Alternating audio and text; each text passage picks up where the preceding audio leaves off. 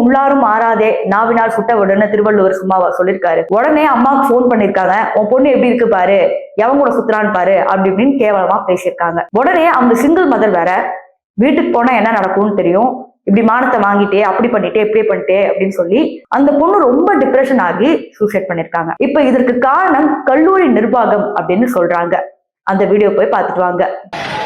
ஜானகி அம்மாள் கல்லூரியில சமீபத்தில் படித்து ஒரு சிறந்த மாணவியாக இருக்கக்கூடிய மாணவியான சோலை ராணி ஒரு தன்னுடைய கல்லூரியில் பயிலக்கூடிய தன் துறை சார்ந்த மாணவரான ஒரு சக நண்பருடைய உட்கார்ந்து பேசுறதாகவும் அவங்ககிட்ட இவங்க இருவரும் தவறுதலாக ஒரு சில கருத்துக்கள் பரிமாற சொல்லி இந்த கல்லூரி நிர்வாகம் அந்த பெண்ணை முறையா கண்டிக்கிற பேர்ல தன்னுடைய தாய் தகப்பனை கூப்பிட்டு அவனை முறையா கண்டிக்காம இந்த மாணவி இவ்வளவு பெரிய அவைச்செயல் செஞ்சிருக்கிறாங்க, இங்க படிக்கிற இடம் இந்த மாதிரி செய்யணும்னு சொல்லி மாணவியோட தாயாட்ட பேசினதுனால அந்த மாணவி மன உளைச்சல் காரணமாக பேராசிரியர் எடுத்த கடும் நடவடிக்கையால அந்த மாணவியுடைய கல்லூரியினுடைய சான்றிதழ் கொடுத்து அனுப்பிட்டாங்க டிசியை.